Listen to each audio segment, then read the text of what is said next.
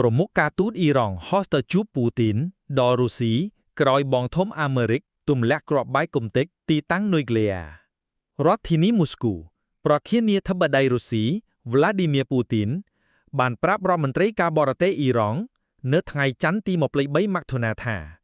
มันមានហេតុផលសម្រាប់ការទម្លាក់គ្រាប់បែករបស់អាមេរិកលើប្រទេសអ៊ីរ៉ង់នោះឡើយហើយថារដ្ឋធានីមូស្គូកំពុងព្យាយាមជួយប្រជាជនអ៊ីរ៉ង់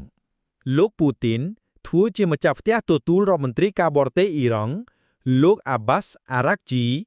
ភាសាភើសៀន Syed Abbas Araghchi នៅរដ្ឋធានីមូស្គូពីថ្ងៃបន្ទាប់ពីប្រធានាធិបតីអាមេរិកលោក Donald Trump បានបញ្ជូនយន្តហោះទម្លាក់គ្រាប់បែកអាមេរិកទៅវាយប្រហារទីតាំងនុយក្លេអ៊ែរសំខាន់ៗចំនួន3របស់អ៊ីរ៉ង់លោកពូទីនបានប្រាប់លោក Araghchi នៅក្នុងការអត្ថាធិប្បាយតាមទូរទស្សន៍ថាការឈ្លានពានដោយមិនញញើតលើប្រទេសអ៊ីរ៉ង់គឺគ្មានមូលដ្ឋាននិងគ្មានហេតុផលអ្វីនោះទេលោកបន្ថែមថា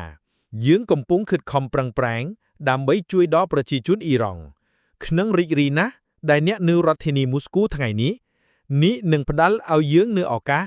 ដើម្បីពិភាក្សាអំពីបញ្ហាសំខាន់ៗទាំងអស់ហើយគិតរួមគ្នាអំពីរបៀបដែលយើងអាចចេញពីស្ថានភាពថ្ងៃនេះ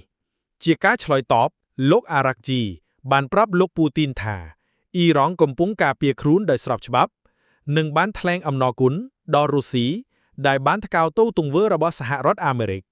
លោកនាំសារជូនពរលោកពូទីនពីមេដឹកនាំកំពូលនិងប្រធានាធិបតីអ៊ីរ៉ង់លោក Araghchi បានបន្តថា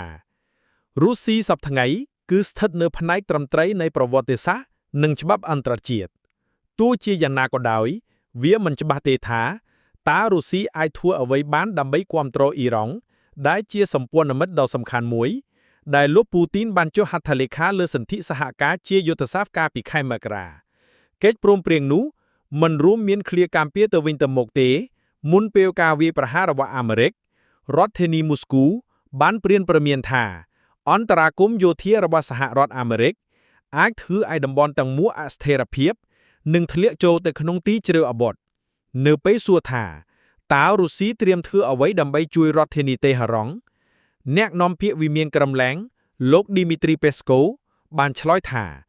វាទាំងអស់គឺអាស្រ័យទៅលើអ្វីដែលអ៊ីរ៉ង់ត្រូវការប៉ែតដែលក្រុងមូស្គូបានបណ្ដេញការសម្រុះសម្រួលក្នុងវិបត្តិនោះគឺខ្លួនឯងជាទម្រង់នៃការគាំទ្រលោក Peskov បានថ្កោលទោសការវាយប្រហាររបស់អាមេរិកអ្នកនាំពាក្យវិមានក្រមលែងរូបនេះបានប្រាប់អ្នកយកព័ត៌មានថាភាគីកាន់តែច្រើនបានចូលរួមក្នុងជម្លោះនេះខណៈភាពតានតឹងក្នុងតំបន់កំពុងកើនឡើងដូចគ្នាលោក Peskov បានអះអាងថាលោក Trump មិនបានប្រាប់លោកពូទីនលម្អិតអំពីការវាយប្រហារដែលបានគ្រោងទុកមុនទេគួរបញ្ជាក់ថាកងកម្លាំងអាមេរិកបានវាយលុបទីតាំងនុយក្លេអ៊ែរសំខាន់ៗចំនួន3របស់អ៊ីរ៉ង់គឺ Natanz, Isfahan និង Fordo ដែលជាកំណត់សម្គាល់ការកើនឡើងនៃជម្លោះនិងអាចបើកសាករាជមួយថ្មីនៃអស្ថិរភាពនៅម្ចាស់បូព៌ាលោក Trump បានកោតសរសើរពីជំនះជំនោរនៃការវាយប្រហារបញ្ជាក់ថាកន្លែងចម្រាញ់នុយក្លេអ៊ែរសំខាន់ៗរបស់អ៊ីរ៉ង់